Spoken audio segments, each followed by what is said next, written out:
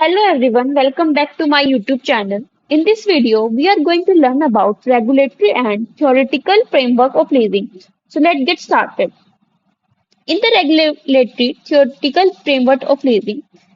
here are three things: Contract Act, other act and laws, and lease documentation and agreement. We are going to study about in detail.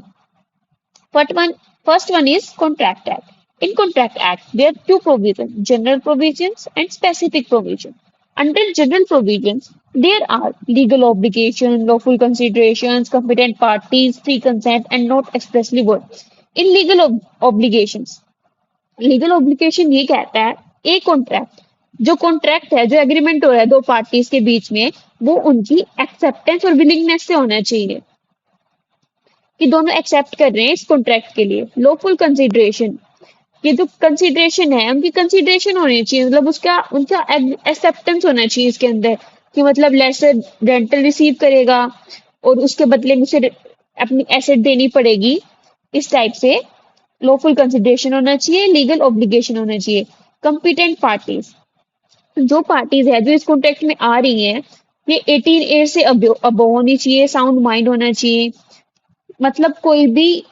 उसके अंदर personally कैसा भी कुछ भी default cases नहीं होने चाहिए फ्री कंसेंट होनी चाहिए कि हाँ कि हम आ रहे हैं उसके अंदर कोई अनड्यू इन्फ्लुएंस नहीं होना चाहिए फ्रॉड नहीं होना चाहिए मिसरिप्रेजेंटेशन और मिस्टेक ऑफ फैक्ट्स नहीं होने चाहिए and not expressly void. Contract should be not expressly void under any act or any law. And these were all general provisions. Now moving to the specific provision. इसके अंदर दो हैं liabilities of lessee and liabilities of lessor. So moving towards liabilities of lessor. Liabilities क्या होंगी lessor की अगर वो कोई भी कॉन्ट्रैक्ट को क्या करता है रीजनेबल क्लियर ये लेसर की ये वो है कि भाई उसे रीजनेबल केयर करके रखनी है note to make unauthorise use ना करे आई एम सॉरी ये जो लाइबिलिटीज है ये लेसी की हैं और ये लेसर की हैं उसे रीजनेबल केयर करनी चाहिए उसे कोई भी अनऑथराइज यूज नहीं करना चाहिए उसे रिटर्न करने चाहिए गुड्स लेसी कौन होता है जो एसेट को यूज करता है वो क्या करना चाहिए उसको उसको एसेट का ध्यान रखना चाहिए उसका कोई भी अनऑथराइज यूज नहीं करना चाहिए और वो जो रिटर्न कर देगा अपने गुड्स को रिटर्न कर देगा उसका स्पेसिफिक यूज होने के बाद लेसर का क्या होगा डिलीवरी ऑफ द गुड्स सबसे पहले वो गुड्स की डिलीवरी सही सलामत बिल्कुल गुड पोजीशन में करे and next one is peaceful possession भी होना चाहिए उसके अंदर कि जो जो हम जो भी गुड्स कर रहे हैं ना उनका इकोनॉमिक यूज होना चाहिए जो लेसी है वो इंजॉय करना चाहिए उसे फिटनेस ऑफ गुड्स फिटनेस अच्छी क्वालिटी की अच्छे होने चाहिए और टू डिस्क्लोज ऑल डिफेक्ट्स अगर उसमें कोई भी डिफेक्ट है मशीनरी इक्विपमेंट हम कुछ भी गुड्स का देख रहे हैं तो पहले से ही जितने भी डिस्क्लोज कर दे जो भी डिफेक्ट है ये उसकी रिस्पॉन्सिबिलिटीज होती हैं और ये लाइबिलिटीज हैं उसकी दोनों की lessor and lessee next one is other act and laws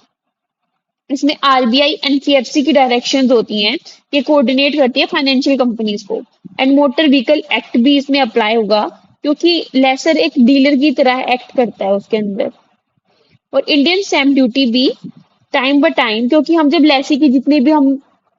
भी डॉक्यूमेंटेशन वेरिफिकेशन करेंगे तो उसमें इंडियन स्टैम्प ड्यूटी की नीड होती है तो ये तीनों के तीनों लॉज हैं ये हमें टाइम टू टाइम नीडेड होंगे लीजिंग के टाइम पे और ये डेली टू डेली अपडेटेशन भी होती है ताकि लीजिंग की कॉन्ट्रैक्ट को और फंक्शनिंग को हम और बेटर बना सकें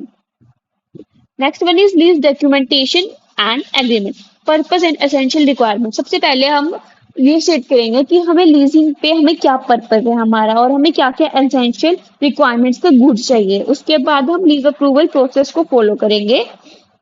master lease and supplement lease agreement master lease एक वो एग्रीमेंट होता है जिसके अंदर समरी में ब्रीफ में सारी terms and condition rules and regulation लिखी होती है सप्लीमेंट लीज एग्रीमेंट भी हमें लेना होता है और ट्रिप पार्टाइट लीज एग्रीमेंट्स में तीनों पार्टीज मेंशन होती हैं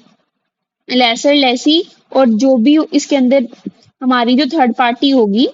वो भी और गारंटी एग्रीमेंट भी इसके अंदर मेंशन होता है कोलेट्रल सिक्योरिटी भी हमें इसके अंदर देनी पड़ती है कई बार क्या होता है कि जो एसेट्स हम ले रहे हैं लीज पे वो ज्यादा हाई वैल्यू की होती हैं मोस्टली इन करोड़ और लैक्स तो उसके बदले में लेसर अपने पास एक कोलेट्रल सिक्योरिटी रखता है कि क्या पता अगर वो फ्यूचर में पे बैक करने में उसे इश्यू हो जाए तो दैट्स वाई वो उसे कोलेक्टरल सिक्योरिटी देनी पड़ती है। Next in clauses in lease agreement, हम सारे क्लोजेज लीज एग्रीमेंट में डिस्क्वालीफाई करते हैं। आप लिख लो नेचर ऑफ द लीज, क्या नेचर होना चाहिए लीज का,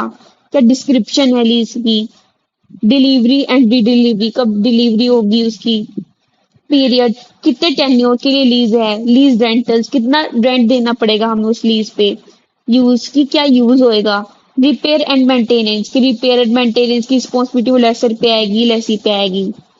और पीसफुल पोजेशन होना चाहिए उसका, और एप्लीकेबल हो, और ये शुड बी एप्लीकेबल हो। So it's all about the regulatory and theoretical framework of leasing. If you have any doubt, you can comment below, and please don't forget to like, share or comment my YouTube channel.